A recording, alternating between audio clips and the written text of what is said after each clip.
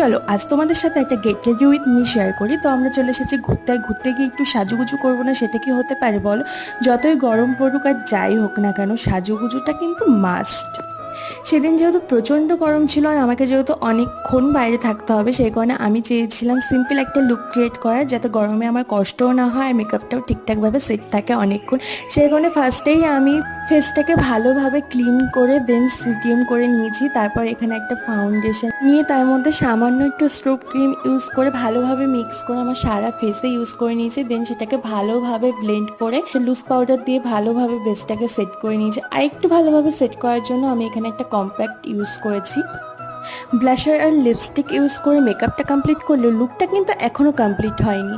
যতই সাজুগুজু করি আর যাই করি না কেন, এই যে এটা ছাড়া কিন্তু লুকটা পুরোপুরি অসম্পূর্ণ। আর মা এখানে সুন্দর করে আমাকে তিলক টেনে দিচ্ছিল।